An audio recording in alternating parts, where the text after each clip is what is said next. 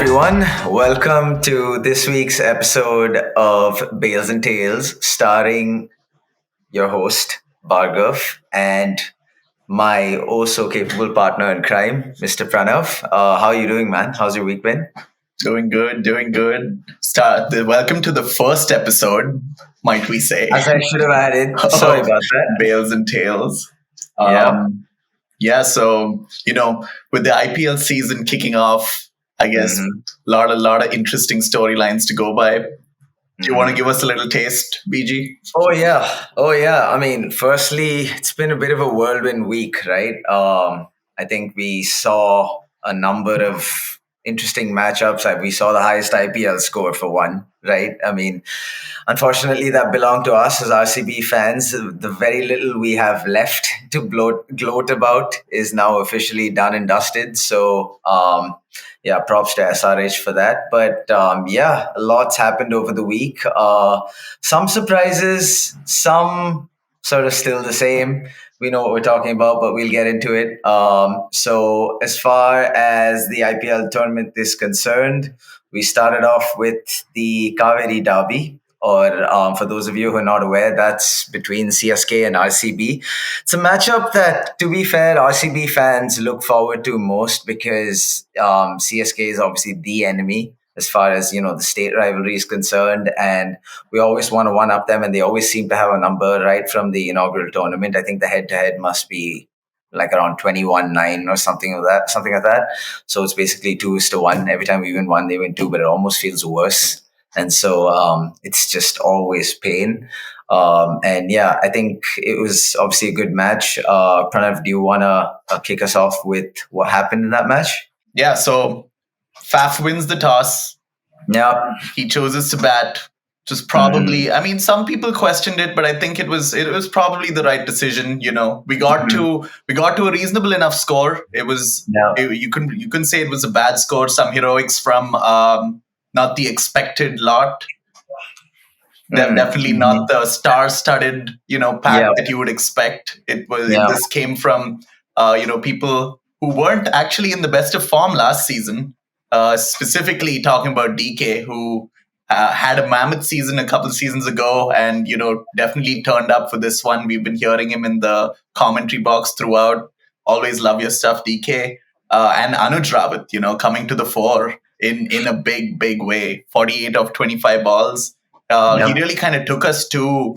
I remember while we were watching the match, we didn't expect RCB to get anywhere close to 170, especially after the big guns were gone. But Anush took us there.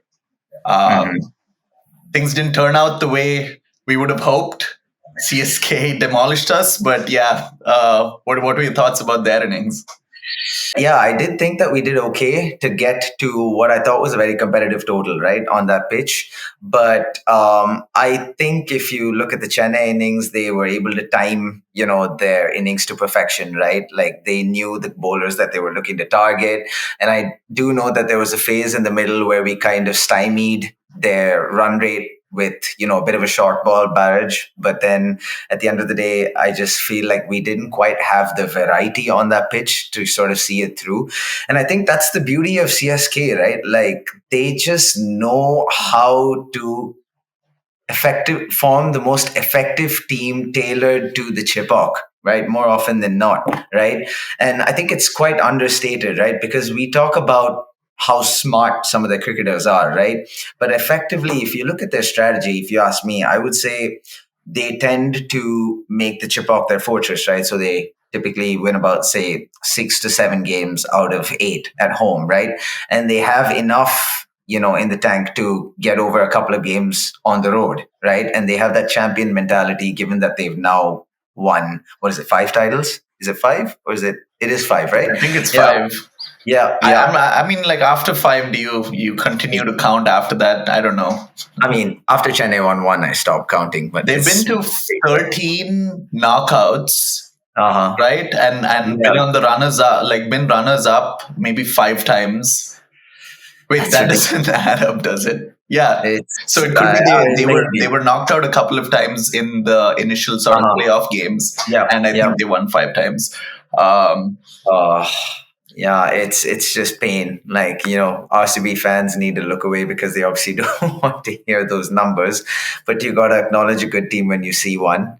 And yeah, I think, but coming back to the chase, right? I think everyone sort of chipped in. I know Rachin Ravindra hit a very quick fire 30 at the top of the order, right? Which obviously set them on the right path. I think they were always ahead of, the asking rate. So it was never going to come down to, RCB stymieing their chase to the point where it was going to become a runs versus ball scenario, right? We just needed to take the wickets, and unfortunately, I don't think we had the variety needed on that pitch, right?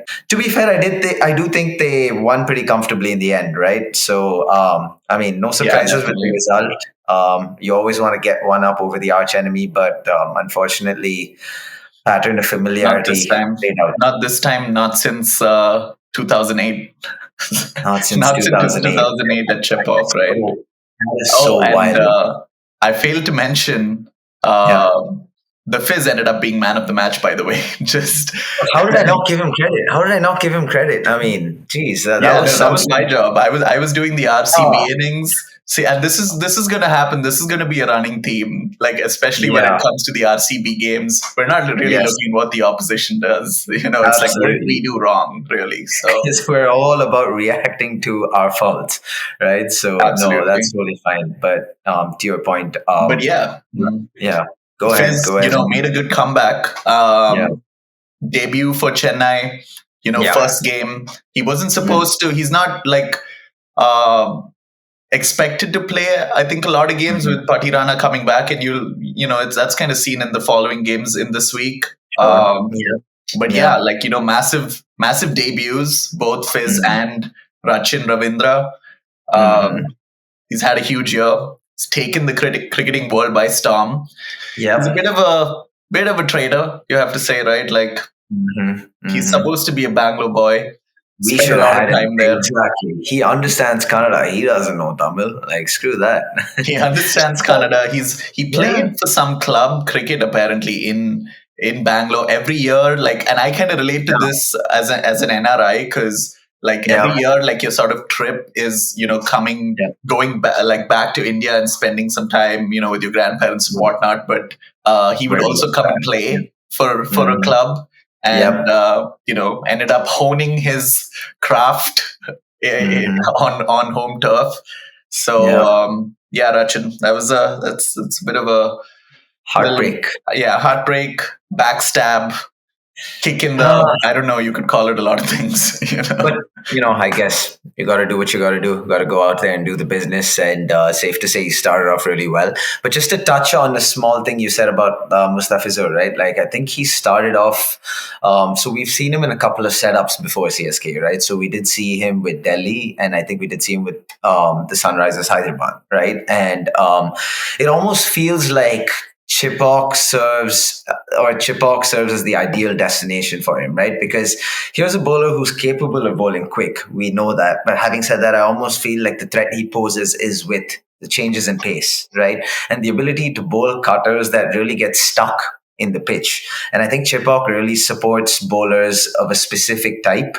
And I think Chennai have always gotten that formula right in terms of whether it's spinners or whether it's about pacers who are effective with their changes of pace.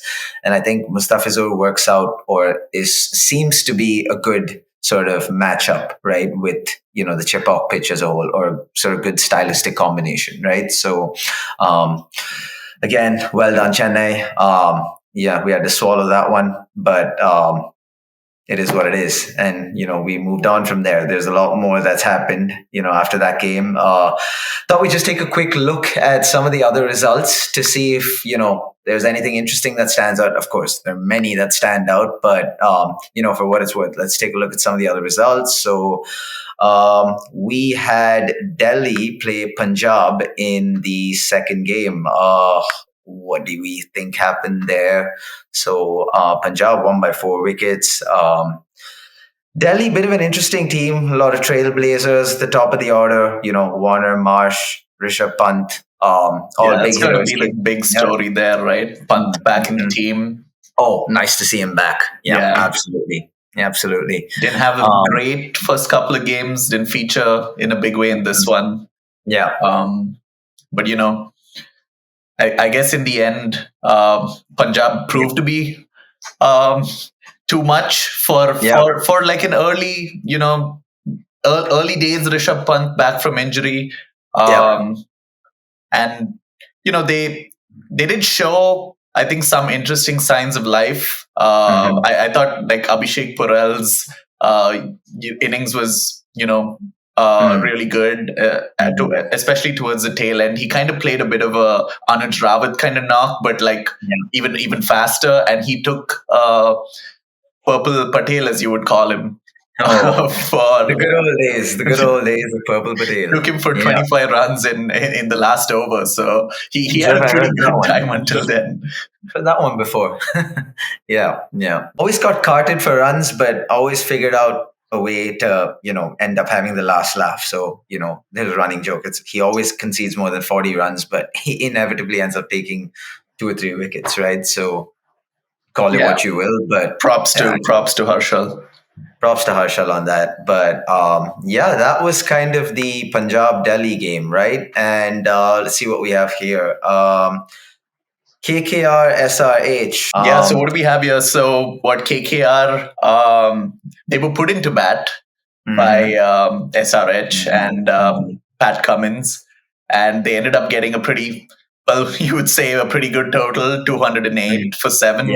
Andre Russell with the fireworks at the back end of the innings. Phil Salt also played a pretty good innings, 54 of 40. Kind of repaid, I think, the faith of the management for selecting him. Absolutely. Ramandeep Singh had a big, big impact in the middle overs, 35 in 17 balls. All in all, pretty solid display from the KKR lineup, and it looked like the match was basically, run and done, really. SRH didn't really do much in their innings up until the man came out, the real man, the daddy of the team, Henrik Klaasen. 63 of 29. I believe they needed like 35 to 40 in the last 2 overs or so. And, ultimately SRH ended up just 4 runs short. So, this is just signs of, I think, things to come. But yeah, like, what were your takeaways from this one? No, I think it also reinforces the idea that this KKR lineup, in my opinion, is definitely a team to fear, right? Like if you look at their middle order, right, they have a number of power hitters who on any given day can basically take the game away from the opposition, right? And I say this with a large emphasis, right? Because you think of someone like a Nitish Rana who's pretty streaky, but when he has his day, you're going to be in trouble, right? And then you touched upon Ramandeep Singh. You have Rinku Singh, who obviously is taken sort of the IPL world by storm over the past, the season or so. Is it a season or is it 2 seasons? I think it's 2 seasons now. He was 2 seasons now, right? But the big one was last season when he what was it, 6 sixes? Yeah, 5. I think it was 5 sixes. Yeah, 5 sixes. Off a bowler who shall not be named. Anyway, we all know who that is. I'm not going to call you out. It's fine. But because they get it dirty in the game as well, right? Oh yeah, I guess we'll get to that later. We'll get to that later. No, but I think we've seen this from Andre Russell time and time again, right? He's capable of really taking the game away from the opposition, and he just unsettles you as a bowler, right? And he forces you to alter your lengths, and so it really gets to a point where you need to nail your Yorkers. Otherwise, pure muscle of the guy and his build, he's just so big. Even mishits tend to soar over even the biggest boundaries, right? So I think from a KKR standpoint, there wasn't too much of a surprise. They've always been capable with the big hitters at their disposal. But I think to your point, I think Salt has been a pretty good acquisition right now in terms of what we've seen, right? Like he's obviously paid off in a couple of innings we've seen. Still early days, but the early signals are pretty strong. And, to your point, Klaasen, I know RCB did have him at one point, but he didn't quite have the same reputation he does now, right? And I think Klaasen, a running team. It's a running theme. It's the story of our life. But again, I don't want to make this all about RCB because otherwise we will never stop. And no, but I think with Klaasen, I think he obviously has a reputation of being a really big hitter and he plays spin really well. Right. So a lot of people have praised him for his ability to tackle spinner as well. Right. And we did see him perform incredibly well this World Cup, in the recently concluded World Cup, right, where he played a lot of crucial innings for South Africa in the sort of middle to lower order, right, and it looks like he's basically continuing with the good work or where he left off, right? Incredible innings. I think what was it? He hit 8 sixes. Yeah, he did hit 8 sixes, and it was absolute carnage, as Ravi Shastri would say. But I think also a shout out to Harshit Rana, right, who bowled the crucial last over, right? Because the way things were going, it looked like an absolute train wreck, right, as far as SRH were concerned. But kudos to Harshit Rana, who also, by the way, extreme passion there. Yeah, he wears his heart on his Fiery sleeve. stuff. Fiery stuff. Gave Mayank Yadav the send off. That's our Bangalore. Yeah. We don't do that. Blue kiss. Yeah, blue kiss. That ain't cool. Style, even. Yeah. Yeah, but you love to see it, right? You love to see a little passion in these games, a little more drama. Yes. The game's gotten a little friendly. It's gotten a little soft. We were talking about this. Yeah, we were talking about this. It's just a shame that, especially when you talk about cricket, like all these incidents tend to be analyzed under a microscope, and then the umpires need to intervene. A little bit of quarrels here and there, a little bit of verbals won't do the game any harm, right? But I think at the end of the day, I think you need to give him credit, right? Because this is a young guy. He's trying to make a name for himself, and to deliver that stage, right, when it looked like they were done for all practical purposes, very commendable. So fair play, KKR.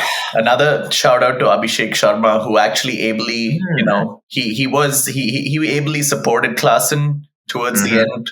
But I think there's lots to say about Abhishek Sharma. We would definitely come to that.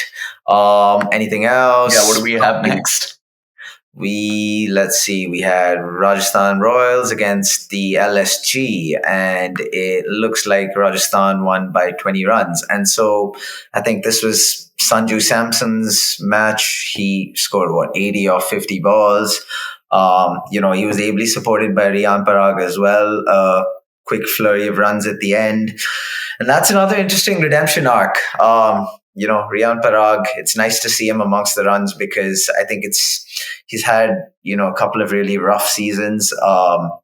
It's nice to see him in and amongst the runs because I feel like he's been a victim of schooling from a lot of the fans. And unfortunately, I feel like it's sort of affected him in some ways. But it's good to see that he's working on sort of reversing that trend, right?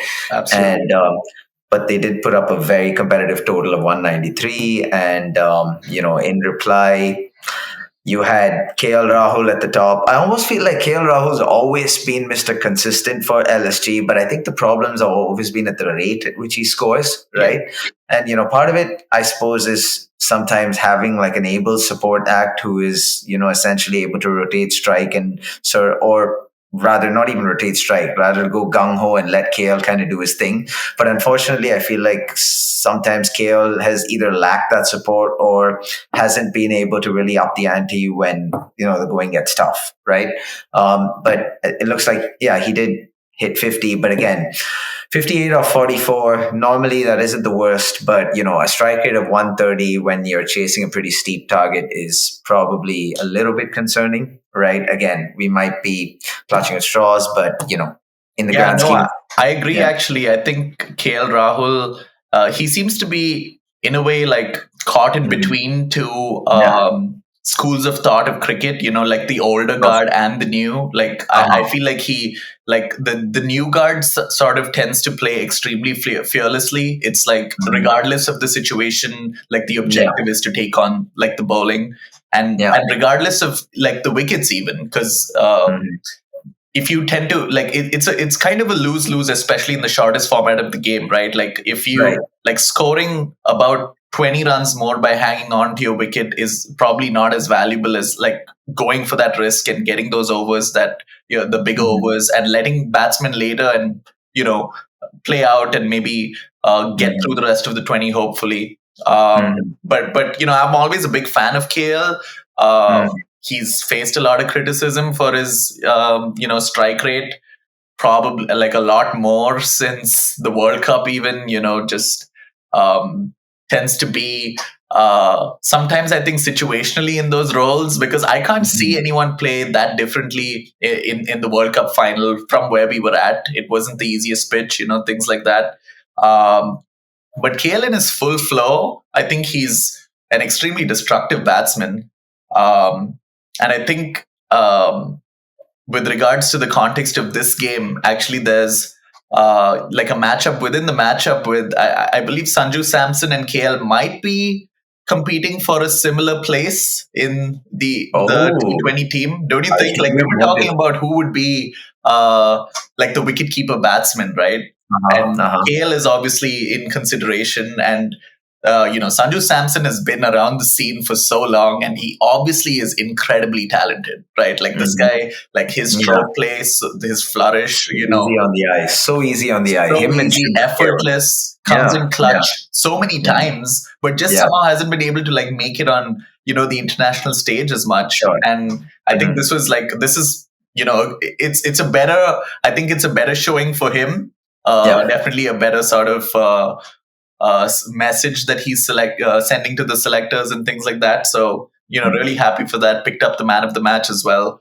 But another thing that I really like about this one is the RR team. Like I just find them to be such a really well balanced team. Like they've got like Sanju Samson, like we talked about, effortless hitting, solid through the middle as well.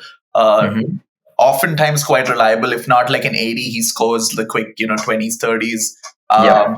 We have some really young players, like with Riyan Parag coming good now. We have Yashasvi Jaiswal, who is kind of like a big player now.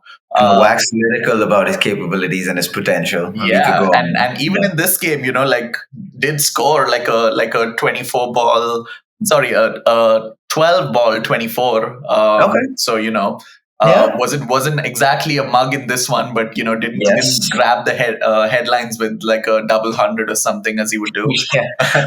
We've gotten accustomed to that a fair bit over the recently concluded Test series, right? Like it was all about him. But it's nice to see, to your point, young talent sort of thriving, right? Like sort of the next generation of prospective Indian greats, if you will, right? So it's nice to see them thriving in a setup like RR. Huge shortage of that, right? Like for India at the moment. Yeah, absolutely. Pretty solid lineup from RR, bowling wise as well. Just a well balanced team, I think. Pretty hard to get away, Man, if we do this forever, we're just going to be envious of every other team, huh? That's true. It's it is what it is. But anything else? Let's see. What have we got going here? GT versus MI. Ooh, does that excite you? There's too much to say about this game, right? I mean, that's a good one. That's a juicy one for sure. That's a juicy one. What do you call it? The Pandya derby now? Is that the Pandya derby? El Pandico. El Pandico. Guys, I don't know. This is probably going to be lame, but the point is, it's all about Hardik Pandya. Obviously, this has been something that's dominated sort of the news and the headlines for a while, surrounding the Mumbai camp. Not so much the Gujarat camp because, whatever. He was fairly successful, in the Gujarat camp. But I think Hardik Pandya, having returned to MI, was regarded as a fairly contentious decision. And, there weren't too many happy campers in the Mumbai Indians setup, obviously, given that they all had captaincy aspirations. You have people like Sky who've been involved with the franchise now for a while. Safe to say Rohit Sharma has been doing a pretty damn good job, right?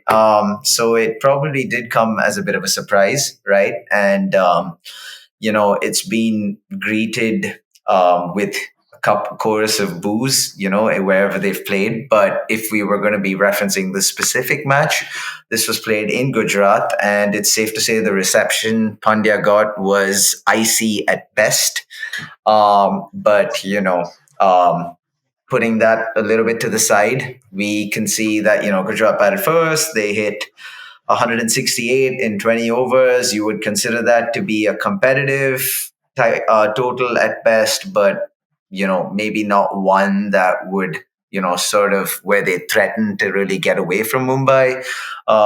Knocks of worth, I think everyone sort of chipped in. Sai Sudarshan, I'm a big fan of this guy, by the way. He's been a model of consistency for the Gujarat lineup. Doesn't really strike at the highest rate, but at the same time, he's always contributing with his 30s and 40s. And, he really helps prop up that, Gujarat batting lineup. So I think everyone sort of chipped in and they got to 168, which then brings us to the Mumbai chase, right? And sort of a similar story from Mumbai. They started off okay. They had a couple of partnerships in the middle with Rohit and Duval Brevis, who's again another talent I love watching from South Africa. They call him the mini AB, and AB de Villiers himself is a huge fan of Duval Brevis. And what better than getting praise from arguably your country's most gifted cricketer, right? Any thoughts on Duval Brevis before that? No, I mean he looks to he looks to be the part. I think it's a great opportunity for him to like bite with bite with the likes of Rohit Sharma. Maybe bat with the likes of Rohit Sharma, but that must have been a great experience, Absolutely. To have one of the T20 greats, one of the cricketing greats at this point. But he looks to be the part. It's great that Mumbai has invested not just in him, but a couple of really young, talented South African prospects. I think there's a lot more to see from them. Some of them haven't been treated the greatest with the first few games, but that's the nature of the beast, I guess. But going back to the chase, and also the chase, what was really interesting about the chase is the last over was bowled by Mr. Umesh, and Mr. Hardik Pandya was on strike, and so you couldn't have written a better script. Hardik Pandya had the opportunity to get one over his previous employer, but as things turned out, Umesh Yadav surprisingly held his nerve. I'm sorry, I'm not used to saying that, but he did hold his nerve, and he was able to bowl out a good sort of last over, and ultimately Mumbai fell just short. And so a spicy encounter was pretty nice spicy. I mean, Hardik. Questions about Hardik coming in at number 7. Did he leave it too late? He looked pretty good. He did smack it around a fair bit. But I think he left it to too late. Like number 7 for his, sort of class that we've come to know, especially for a total that wasn't, like you said, it wasn't like the biggest. It was about competitive, but should have been chased down, especially for a squad with that kind of depth and with that kind of batting. So questions raised about Pandya early on. Oh, by the way, also Bumrah happened to take 3 for 14. Just slid that little. It's something that we've come to expect of Jasprit Bumrah at this point, but that's what it is now, right? Like he's so good. Like he's in another league of in all formats that. Of course, you wouldn't like. We'd be raving about anyone who did 3 for 14 in 4 overs. Of course, it was in a losing cause, but it hasn't even like really raised an eyebrow. It's just something that you kind of expect from Bumrah now, which is only a testament to his skill and his class. Absolutely, his game's gone from strength to strength, right? And we are truly seeing the development of Bumrah, right? We've seen it right in front of our eyes, right? We saw him as a novice in 2014 being carted around, and now it's gotten to a point where the expectation is it's 4 overs, nothing more than 20. I kid you not. I mean, this guy is truly something. The ability to bowl those scorching Yorkers and absolutely give away nothing. Incredible feat for soon to be a champion bowler, remembered as a champion bowler rather. So yeah, fair play. But ultimately they did fall short. So Yeah, not a great outing for Hardik, first time out. But it's also it's kind of this is the script, right? The Mhm. first match happened as scripted for Mumbai Indians, Uh-huh. notoriously slow starters. Uh, Yeah. have they always? Well, what? How long has it been since they has it been forever since they lost the first game? Five titles, Yeah. but Yeah. always tend to lose the first game. So this is a team that comes back, you know.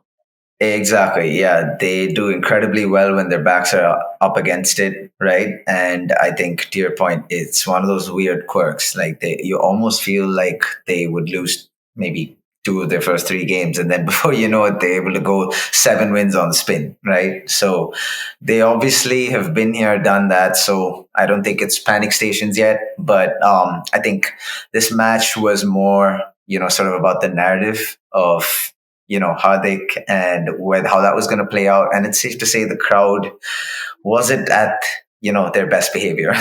Let's be fair. So, Yeah, but here even the Mumbai contingent wasn't Mhm. really didn't really have Hardik's back, which I'm not complaining. I'm all for drama Yeah, in the opposition teams, but yeah, let's face it, that none of that is going to matter very soon. So I feel like people just got to ignore the drama, you know. But I'm here yeah, for it. I'm not yeah. saying I'm all you for it want as a stir viewer. drama, Hell yeah, stir drama, but yeah, I don't think absolutely. it matters that much. Yeah, absolutely. But I will add though that funny enough, I mean, Mumbai still haven't played in Mumbai or at the Wankhede. So I would be really interested to see the reception he gets at home, right? Because if it doesn't work out there, then that's pretty rough. And that's where he's going to need somebody to lean on, right? And I don't know if we've quite seen that yet, right? And so Yeah, because we if have this seen him program lean and be somewhat rejected. rejected. He's kind of All he wanted was a hug. All he wanted was a hug, and Rohit Sharma gave him a shellacking.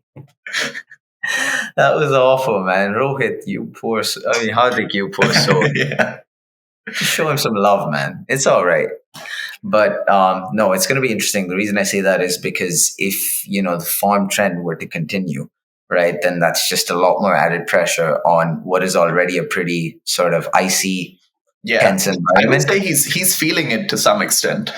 I think he is. He's masking it really well, but I feel Yeah, like that's everyone in a nutshell, right? You got I to put think up you a can brave kind of tell face. that he's feeling it because you can Yeah, tell that he's really masking it. I mean, like he seems really positive, and yeah, Hardik is a bit of a wild card, and like he is, and absolutely. like fair play and everything. Yeah, And you can't really blame him either. It is a lot hmm of pressure. It's a big franchise replacing hmm like the hmm greatest. Uh, yeah, Amongst the greatest, you would have to say, considering there's another uh, great in terms of yeah, the captains of the IPL. But hmm it's such a huge sort of mantle to take over, and the drama hmm that kind of surrounded it. yeah, Yeah, it's got to be a little unsettling, but he's got his class, and I think Pandya is. I think his skill will carry him through. I think he's just got to not make too many like off the cuff sort of really far left decisions in the captaincy that I yeah. feel like he's made in the couple of first games. Yeah, Yeah, yeah, and it's just one of those where with each loss, there's a lot more scrutiny on some of the other players saying, and they're often thrown into the limelight saying, "Wait, does he care enough? Does Bumrah care enough? Does Rohit Sharma care enough?" Right? So I think it's gotten to a point where sooner or later they're going to have to turn around their form, right? Otherwise, the stories that come out of the Mumbai camp will continue to be fairly unpleasant, right? So yeah. It's sounding very characteristic of Mumbai, very yeah, Bollywood. There's yeah. like elements of do they care enough? Like no, they. keeping keeping with what Mumbai is all about, right? Yep. So that's a good reference point. But I will say one thing. Speaking of unpleasant, the next game was, or speaking of an unpleasant sort of situation for most RCB fans, although surprisingly we ended up on the winning side on this one, right? It Yeah. was Punjab versus Bangalore. So how'd that go? Well, RCB at Chinnaswamy. Yeah. Definitely not the fortress we'd like it to be. Hard No. ground, to be fair, to build a fortress at.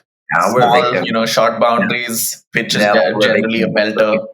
Yeah, yeah, It kind of nullifies, I think, our strong RCB's strong batting lineup. Let me try to be more neutral on this this channel.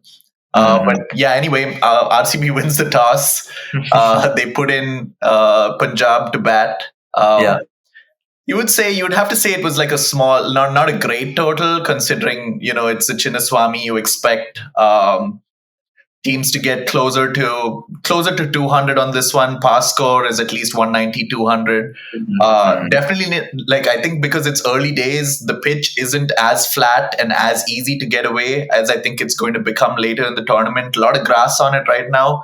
I actually think that may be a better bet for RCB to not have the pitch be an absolute belter. But Punjab, not the strongest, most monstrous batting lineup. They do have some big guns: Shikhar Dhawan, Johnny Bairstow, opening the innings. Shikhar Dhawan, Mr. Dependable, always came through again. Scored a 45 of 37. Jitesh Sharma chipped in. Nothing too explosive. Siraj had a pretty good day. Siraj tends to do a really good job on specific days. Like, he's got these days where he's like an absolute boss, and then there are days when you're just Siraj of old, like the 2018, the 2019 days, if I remember correct, where he would again 40 plus every match standard. Yeah. This was one of the better ones. 2 wickets for 26 or 4 overs.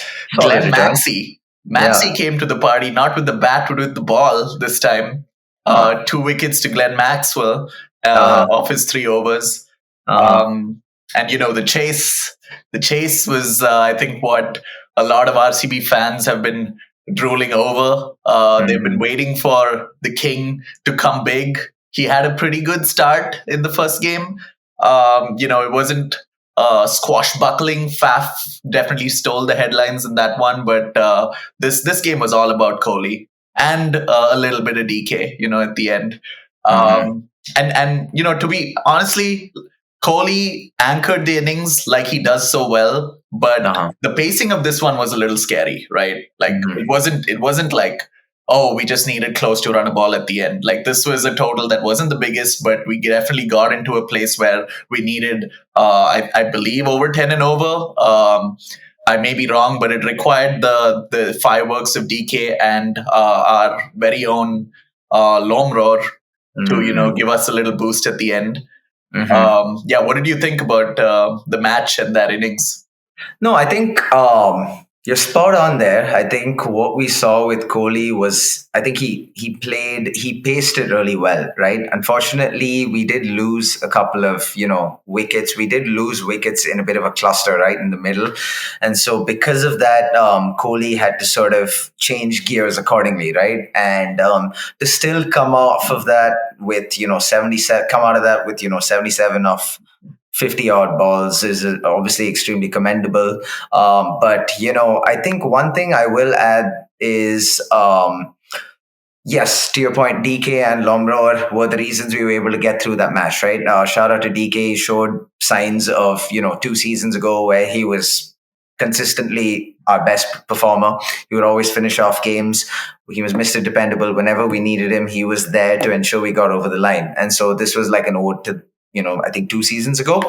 And Lomror, if I'm not mistaken, was the impact player, right? And so he did end up coming on and, help DK sort of take us over the line. So fair play. But one thing I do think we did well is we seem to be clear about the bowlers that we wanted to target, right? So I think why I say that is it's well documented that RCB over the years, for whatever reason, have had a problem, or most of our batsmen have had a problem with the ball that turns away. And I'm talking about right-handers in particular, because I would just have right-handers. We just have right-handers. Like, it's one of those things, right? Kohli, it's kind of been a consistent theme for the most part, right? Then you look at Maxey right now, Faf to a certain extent, and even De Villiers when he was setting the Chinnaswamy ablaze. But I think we generally tend to play them extremely cautiously, and also at times tend to just lose clusters of wickets to a specific kind of bowler, right?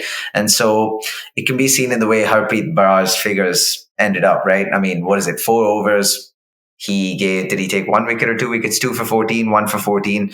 And that's ridiculous, right? And went pretty under the radar again. I think this guy doesn't get the props that he deserves on some occasions.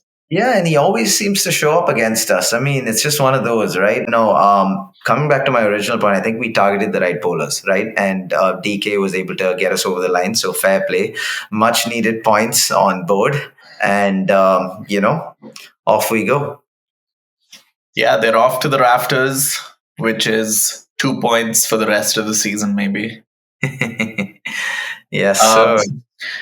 So what do we have next? So CSK Gujarat GT. Gujarat. CSK Gujarat. What happened in that game? I think this was probably the most one-sided.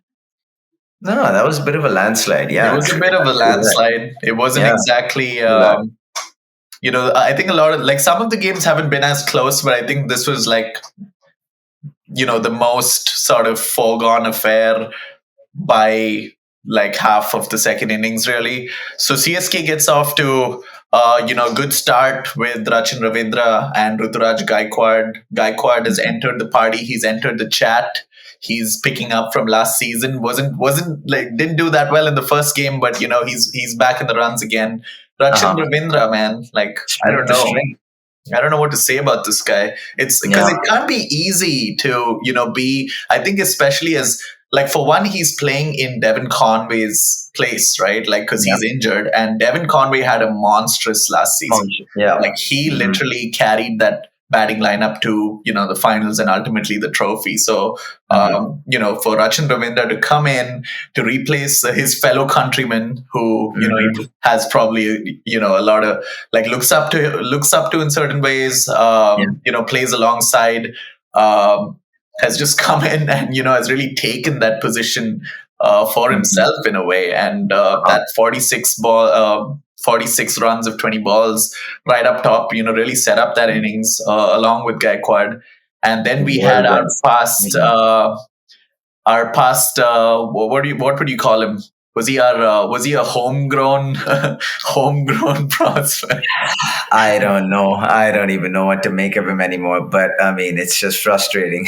Yeah, that was a fiery knock from Shivam Dubey. 51 of 23 balls, an excess of 200 strike rate. Took bowlers like Rashid Khan to the cleaners. That was a pretty monstrous innings from him.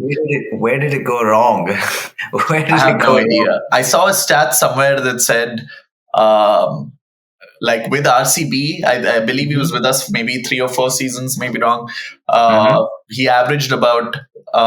He didn't average that well, but his strike rate also was, in the 120s, and low 120s or below 120. And now he strikes at about 140. Right. So obviously, amazing performance by the CSK batters. Get off to a great total at Chepauk. Not really always the highest scoring ground, so this really set them up to really dominate this game. And on the bowling side, I don't think Gujarat really ever got off the mark. They never looked like they were in the game. Sai Sudarshan scored again, so you must be pretty happy about that one, BG. Happy about that. Miller got a few runs, and somehow the biggest story of this game was MS Dhoni's catch, which was a good catch. I will say it was a good catch. Sensationalized. A little bit. I don't want to hurt any feelings here. I don't want to start a revolution against our channel this early. It's early days. I know.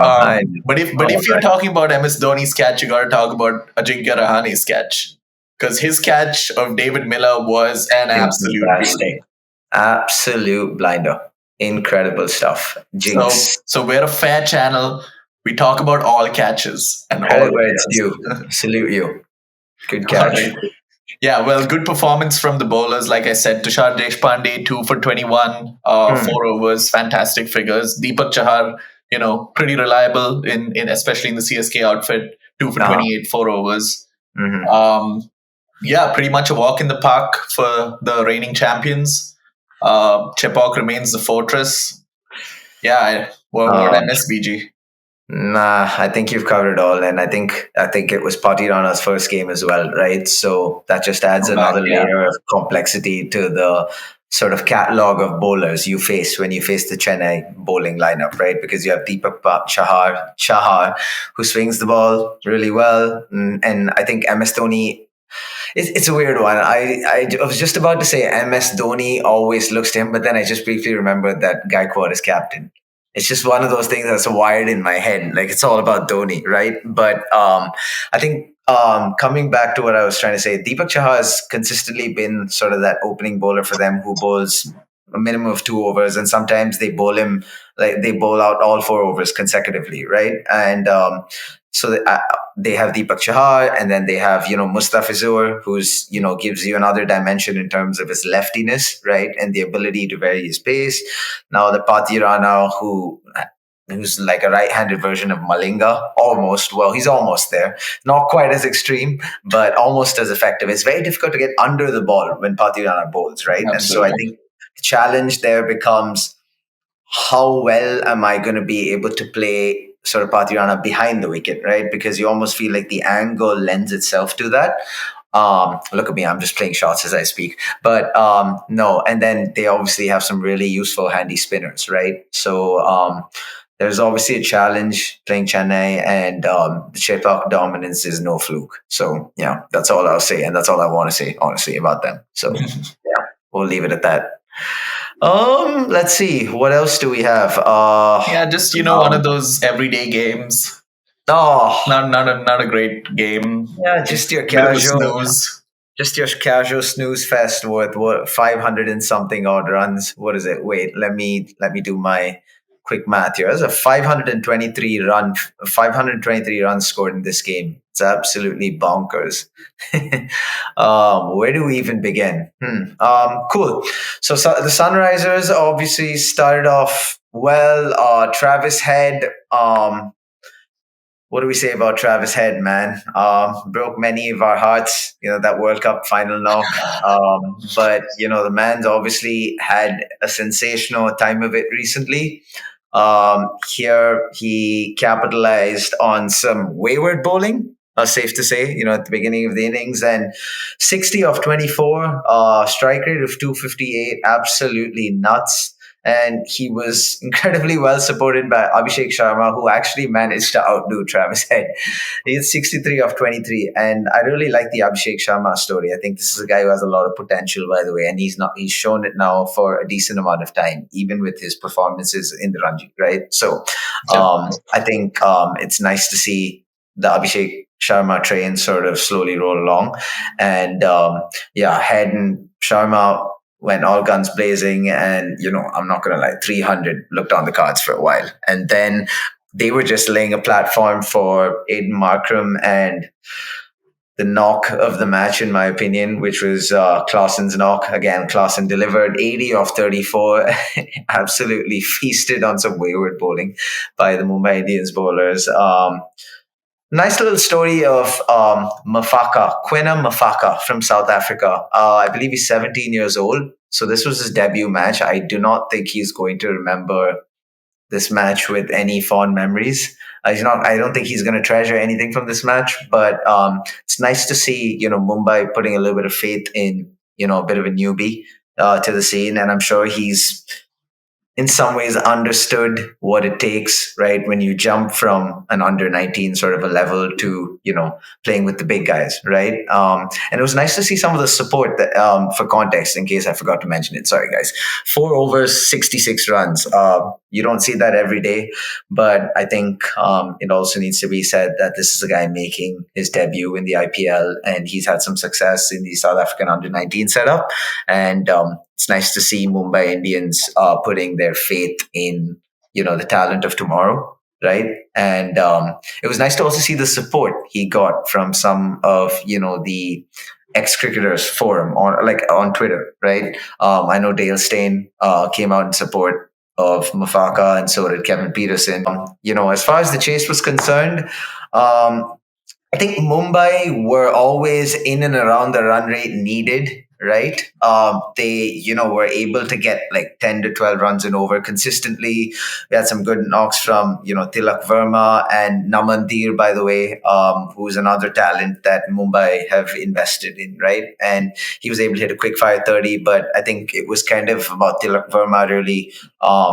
Initially, what I thought he was going to do is I thought he was going to play a bit of an anchor role, but then I feel like people were getting in and getting out. And so unfortunately, he needed to up the ante. And unfortunately, that led to his wicket after that. And so they left it a little too late at the end. And it's a weird one because I almost feel like Hardik Pandya had the opportunity here as well, given that we're so used to, 70 of 30 or 75 of 25 from Hardik Pandya. It was a bit of a weird one to see him struggle on a pitch that seemed to be an extremely true pitch as far as batting is concerned, right?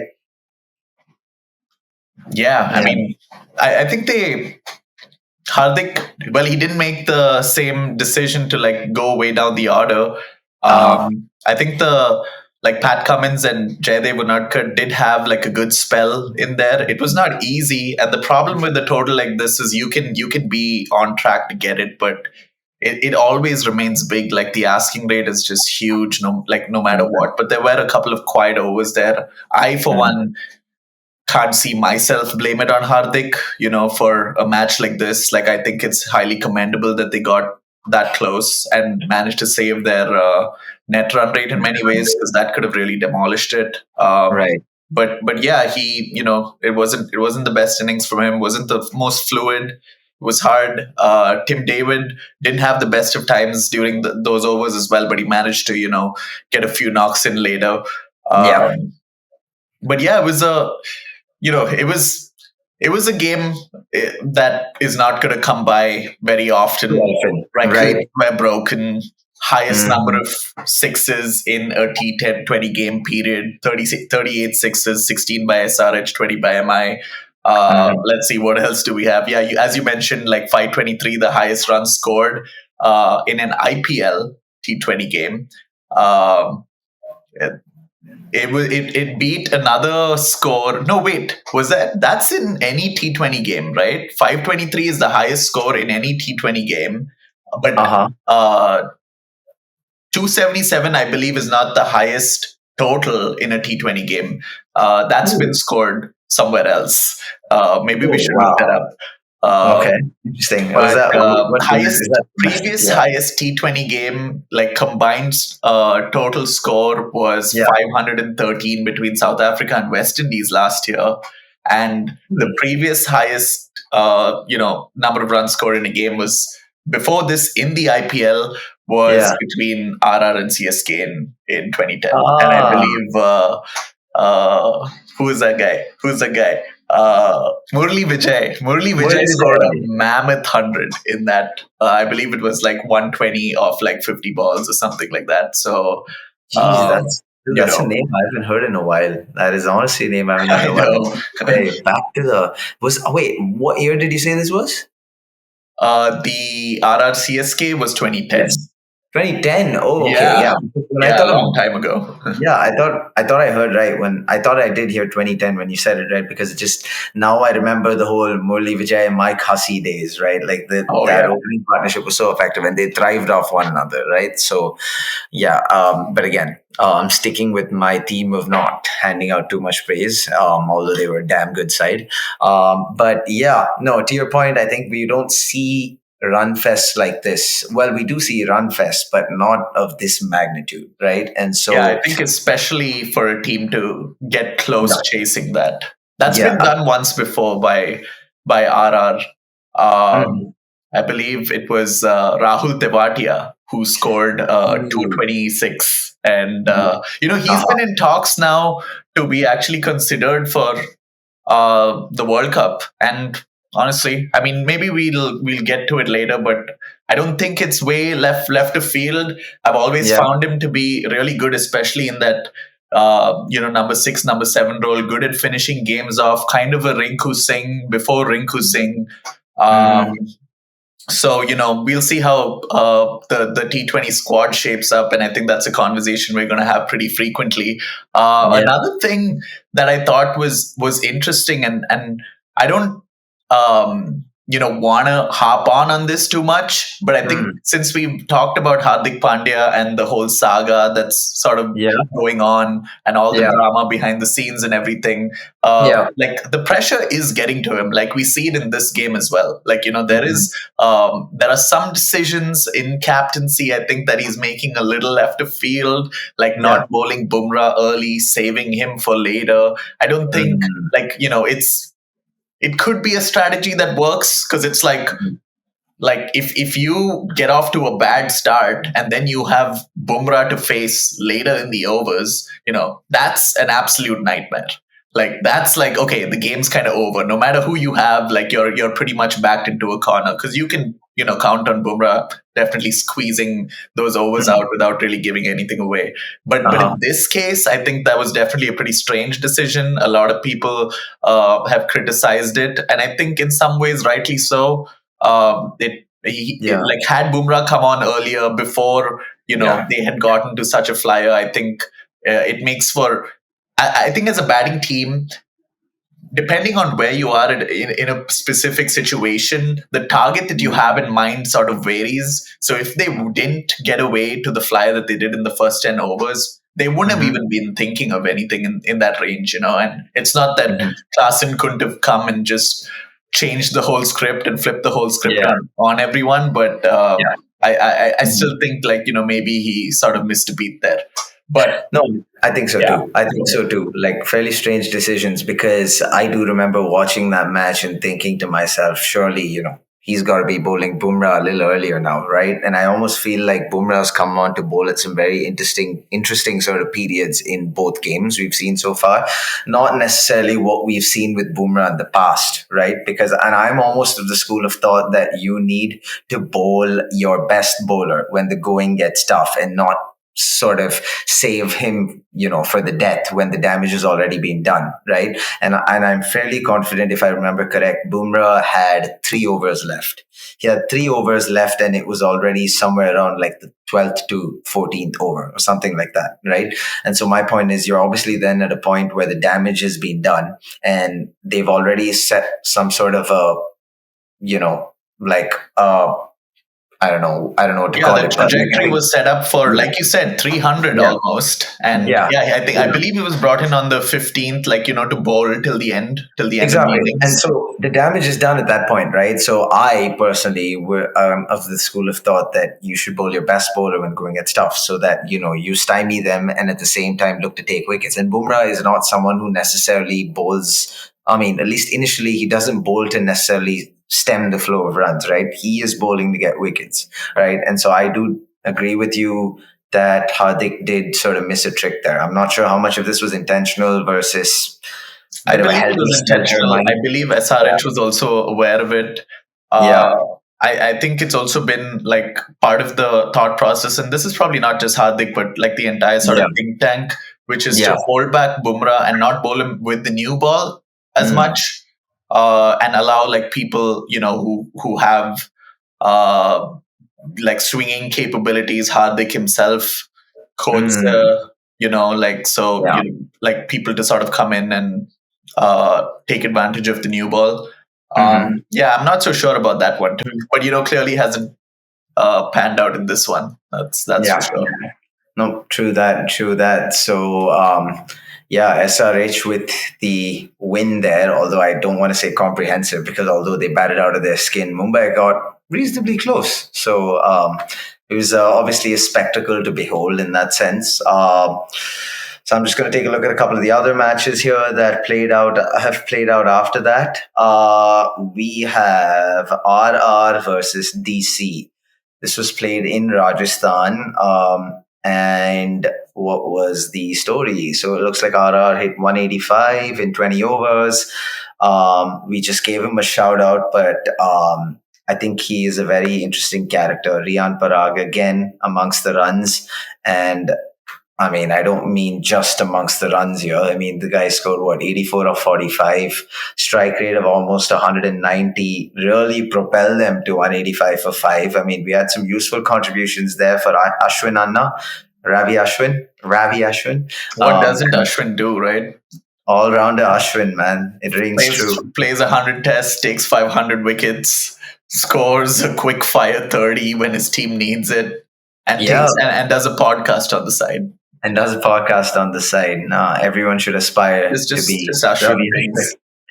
Absolutely. Yeah. So, Parag obviously propelled them to 185, right? And from a bowling standpoint, nothing to really write home about. Everyone kind of chipped in with a wicket. But, when another team scores a total like that, I guess everyone's kind of carted around for a fair bit, right? So, looking at the DC batting effort, Warner, David Warner was amongst the runs, an IPL legend in, all of our eyes. David Warner, 49, quick fire 49, but unfortunately wasn't able to power through. And he was supported by Rishabh Pant, who we just mentioned. It's great to see him back on the cricket field after, what was a horrific crash at the time.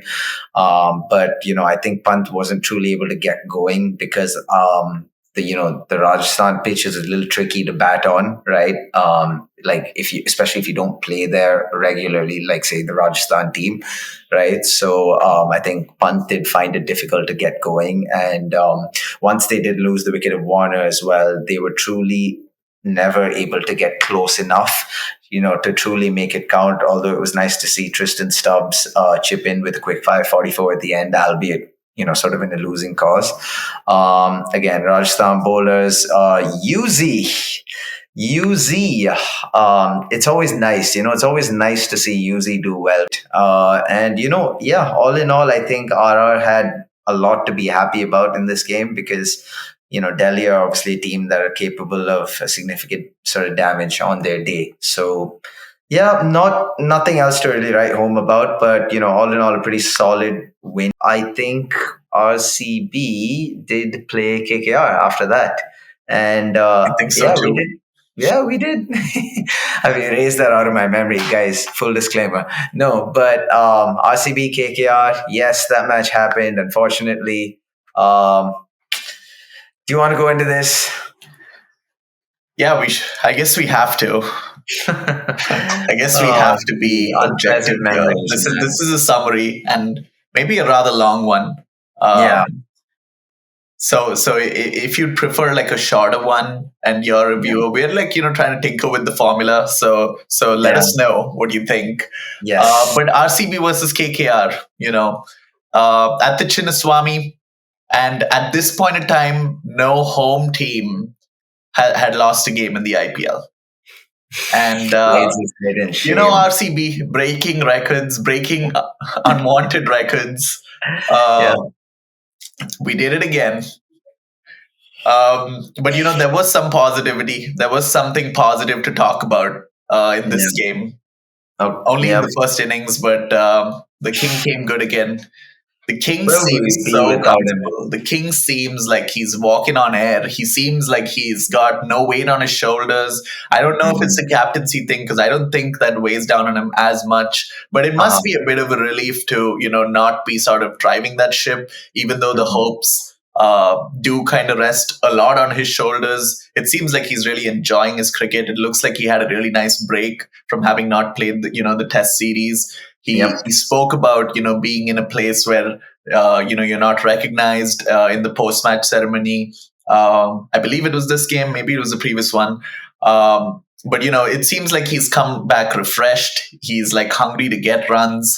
He's playing some somewhat newer shots. I wouldn't say you've never seen Virat Kohli play a lofted cover drive, but he seems to be really going for it. Like he's picking up balls that he generally wouldn't play that shot to, and he's really like taking the onus to the bowlers, and there's really no stopping him. And I just hope that we always see till the end of his career this kind of Virat come out, because the responsibility that he shoulders, you could see that it weighed him down. He had a few lean seasons, but he seems to be back.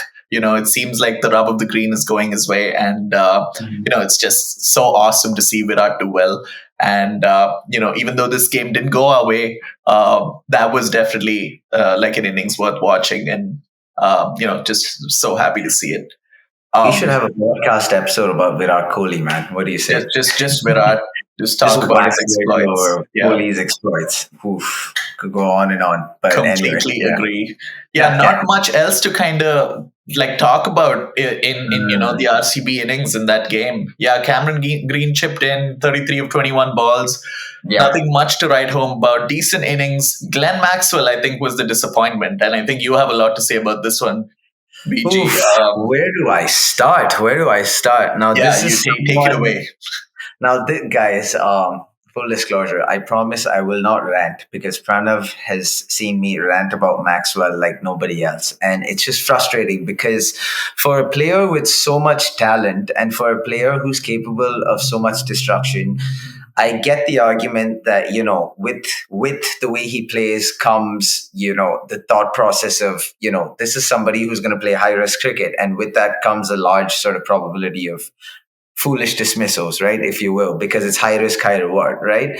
But at the end of the day, I also think there needs to be an element of accountability with Glenn Maxwell, and unfortunately, that isn't something that we're seeing right now. Maybe it's just a simple case of, having to spend more time right at the crease. But having said that, he has had the opportunity, right? And he did fail. I think he was out first ball, right? In the first match he played this IPL. And in this match specifically, he did have the time. He had a set batsman at the other end. I don't think there was a need to play some of the shots he looked to play. He was dropped twice, right? And then, I was just going to say that.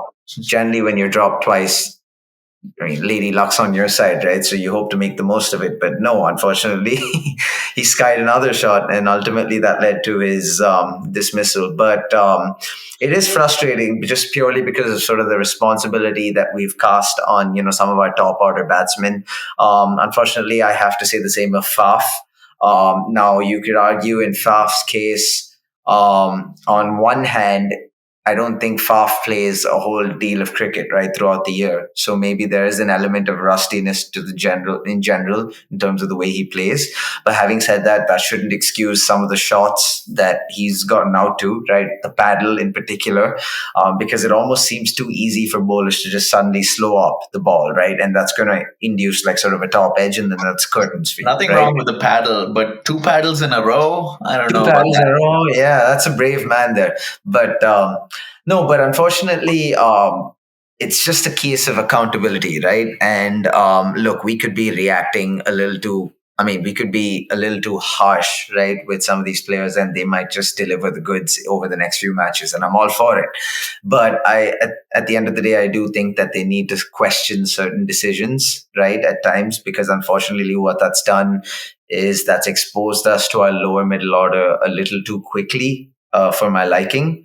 And so, I think Maxwell, the hope is that, he gets to spend a lot more time out there at the crease and slowly plays himself into form, because as RCB fans, we 100% need that to happen sooner rather than later. If we have any hopes of competing for the top four, forget the ultimate aim, right? That was a bit frustrating. And, I think going into sort of the chase, I think all RCB fans were in unison as far as agreeing that 182 was never going to be enough, right? On the Chinnaswamy track, where it almost feels like you need 200 plus to even sort of be in it, right? Or to have something to fight for.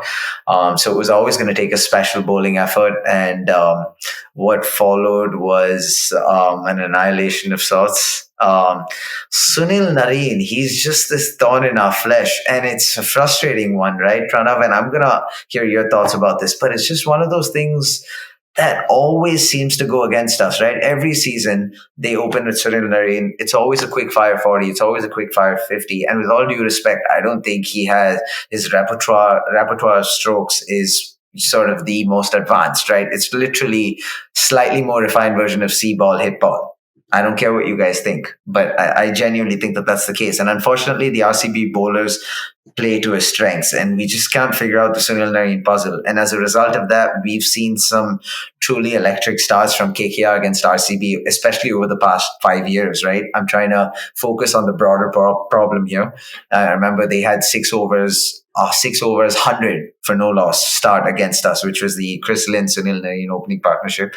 And now they've just replaced Chris Lynn with Phil Salt, who also rubbed salt into our wounds, right? So, yeah, it's been a bit of a problem, and I can't quite put a finger on what the plans are from our bowling from our bowlers. Anything to say about that? Yeah, I'm going to like painfully try to get it out through gritted teeth, I think. But yeah, I don't think Sunil Narayan should be scoring too many runs against any opposition because there are so many deficiencies in his technique. And we see a lot of batters, who can't play the short ball and things like that. But I've never seen a batter more afraid of bowling at his body than Sunil Narayan. Like he's constantly trying to get away from like someone bowling at his body, and it just doesn't seem. It seems like we just missed a trick. Like, and I don't mean getting Sunil Narayan out. I mean we just like I feel like KKR bowled the first innings, and we could have gotten more runs, but they actually bowled really well. Use the short like slow ball well. The ball was gripping. It wasn't as easy to get away if you tend to take pace off. But it just didn't seem like something, I think it's just not a ball that a lot of our bowlers are comfortable bowling. We know Siraj doesn't bowl the slow ball all that much. He does seem to have a decent cutter, but it's just not his favorite ball. We didn't see much of it from Yash Dayal. We didn't see maybe any of it from Alzari Joseph, and I think there's definitely some questions to be asked about his inclusion and his, his price tag. Kind of, I think, has sort of got him into the card.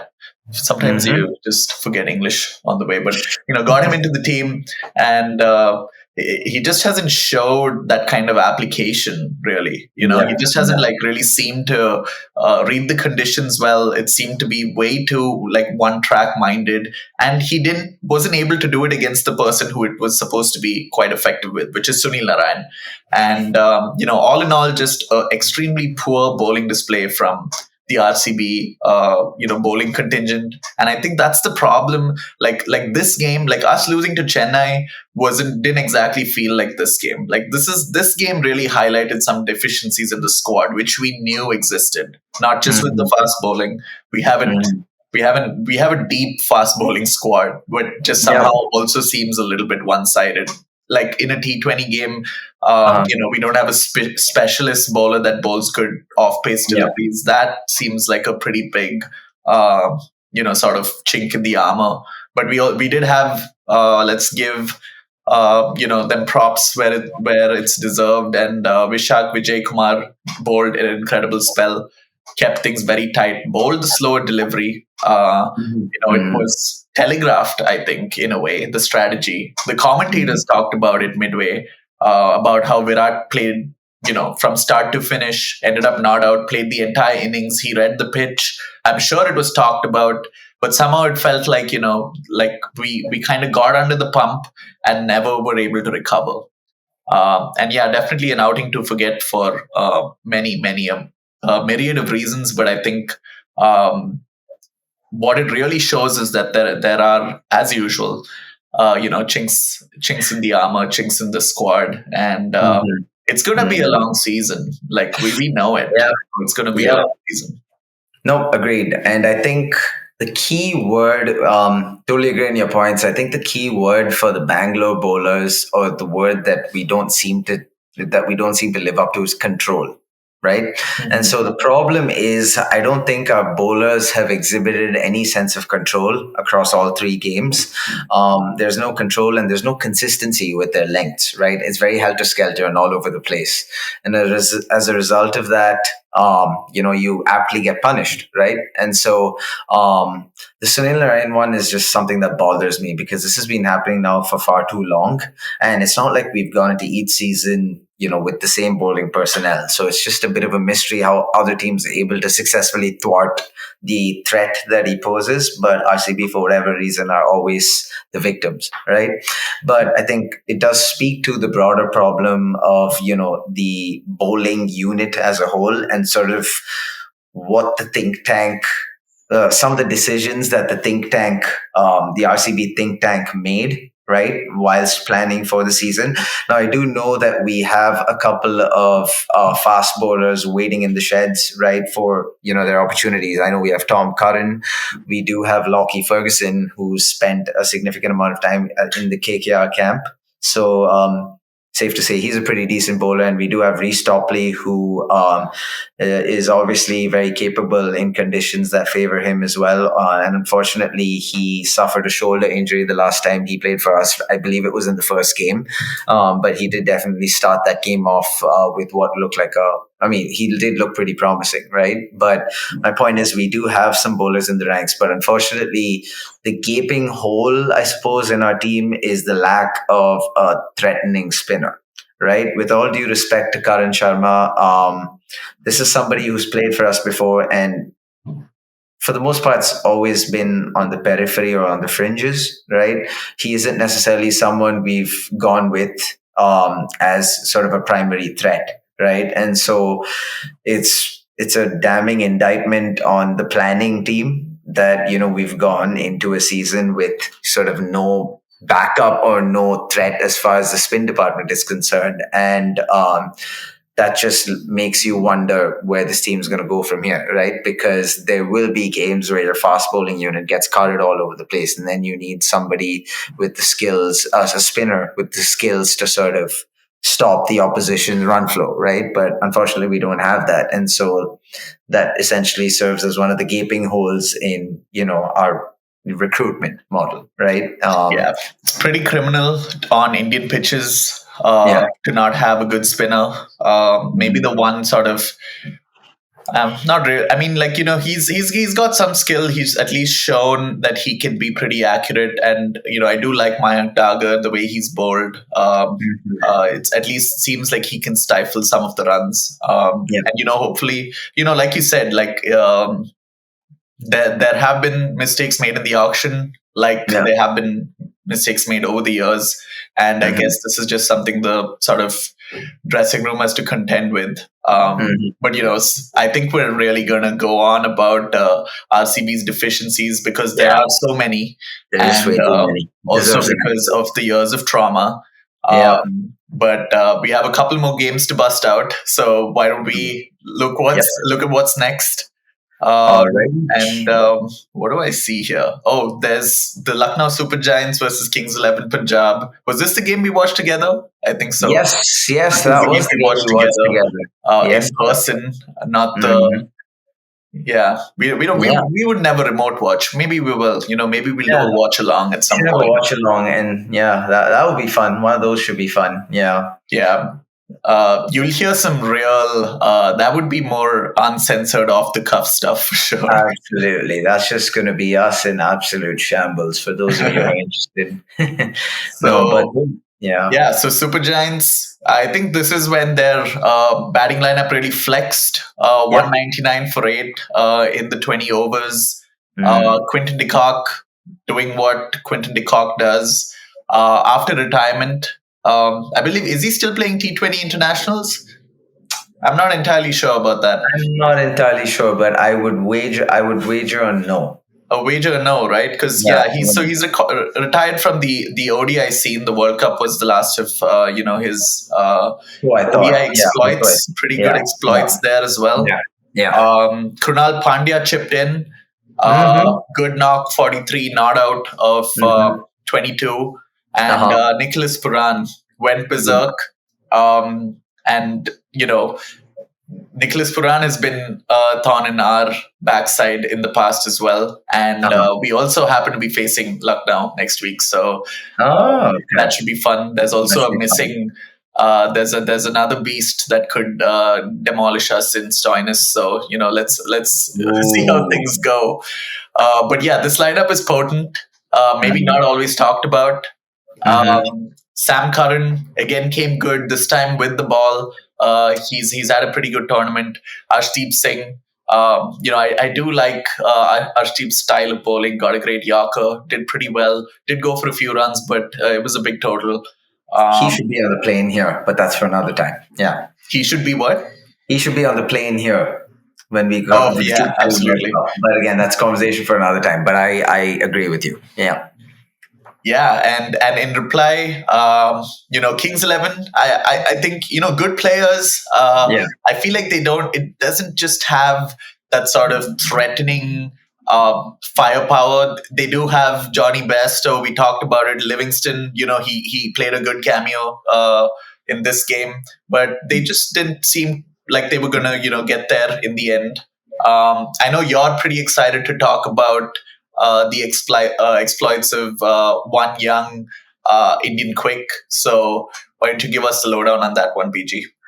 Sounds good. So like for starters, I think we did see the openers, right, of Punjab get off to a flyer. Shikhar Dhawan, like you said, rolling back the years, and Johnny Bairstow is always capable of these ridiculous innings, right? Like I think as RCB fans, I remember the 100 he hit with David Warner. But anyway, this shouldn't always be about RCB. We'll find a way, but let's try to course correct. Yeah, absolutely, guys. I think the person I wanted to talk about is young Mayank Yadav, right? And I think this is the first time I'm seeing him bowl. So I think most of us are seeing him bowl, right? So it's safe to say we aren't really aware of what his exploits have been like prior to this game.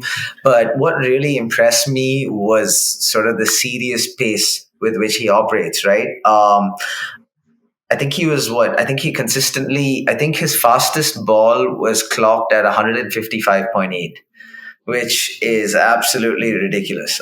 Because I don't know that many Indian bowlers who've been able to hit that. Forget regularly. I don't even know if an Indian bowler has ever reached that. Do you think there's anyone who's hit that 155.8? Anyone spring to mind? 155? Or close, because I think this is probably one of the fastest, right? But yeah. I can't even think of too many bowlers who've hit 150. I believe, who? I think I may be wrong, but I believe Javagal Srinath may have. Ooh, back in the day. Yeah.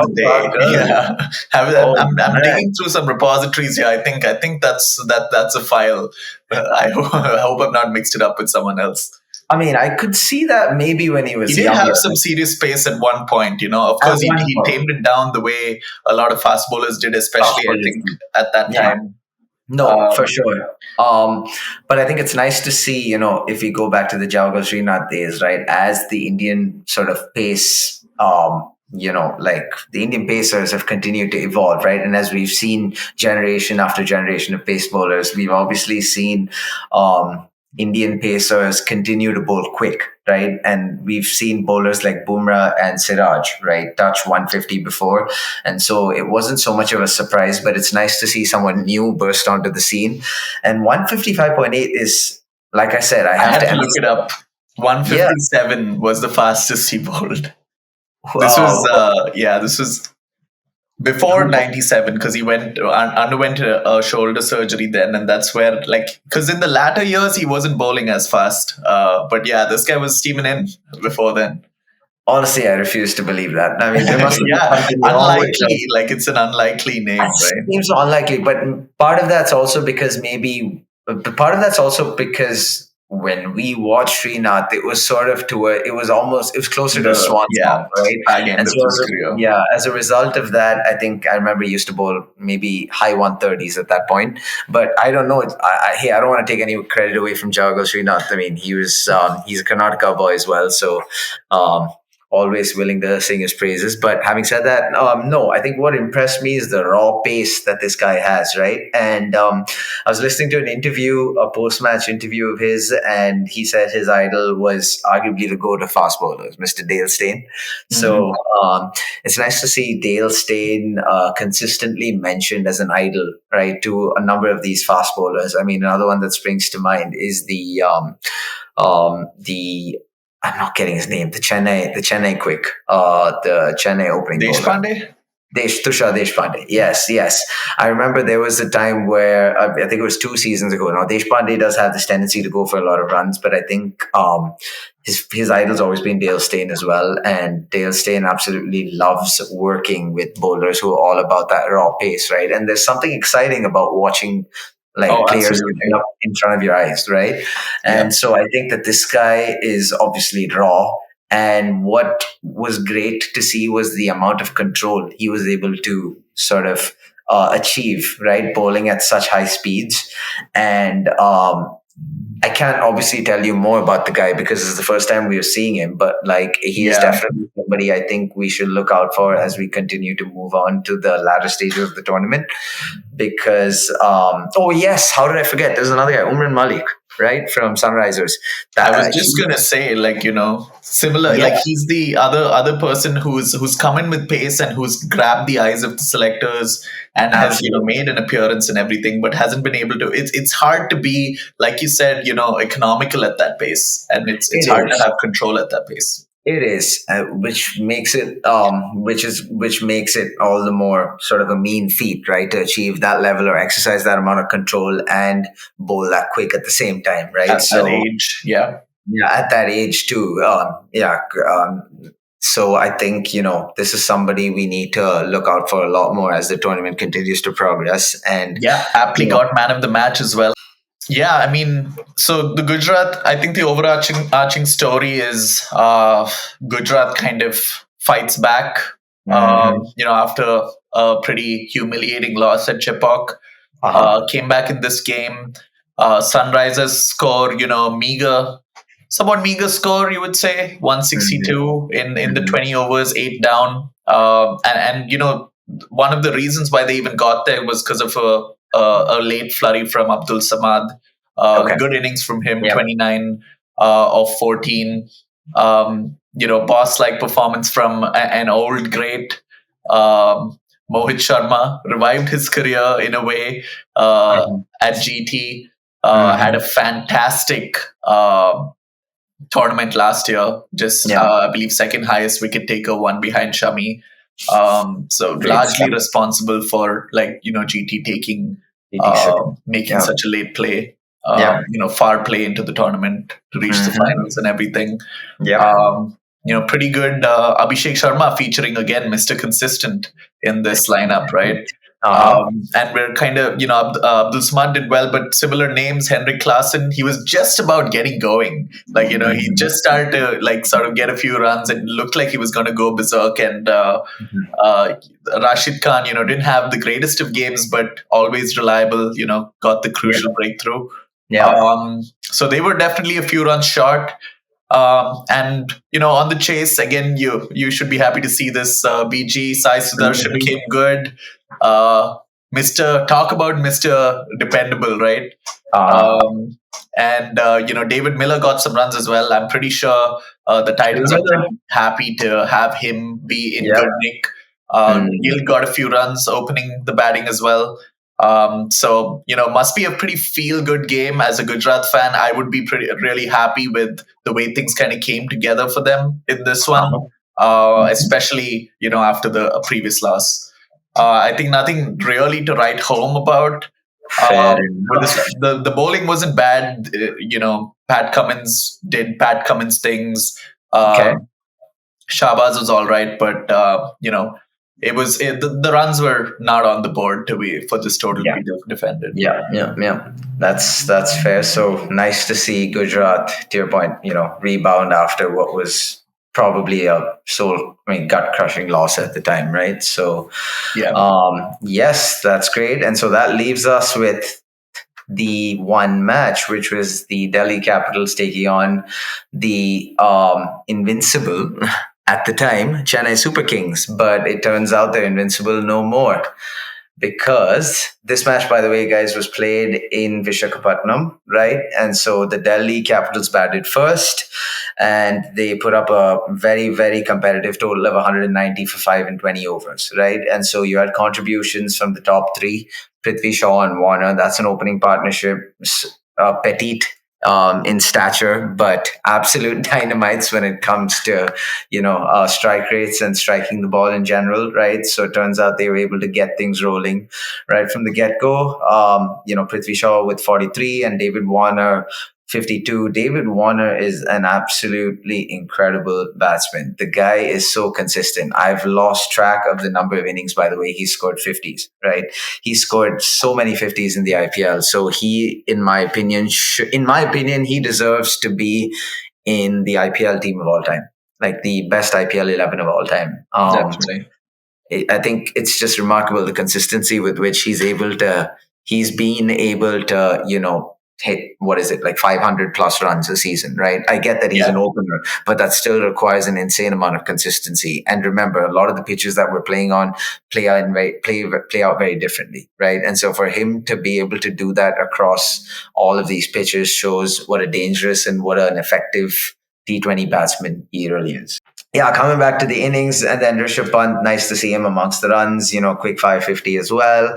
And so they got to 191, right? From a bowling standpoint, Pati Rana, again, with this tricky action, always going to be a bit of a tricky customer, took 3 for 30.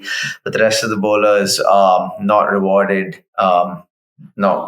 Effectively weren't rewarded. They got like a 1 wicket each, but nothing crazy or nothing that stands out. And then CSK, in response, for a change, I guess their openers failed, right? So that in itself was a victory for Delhi.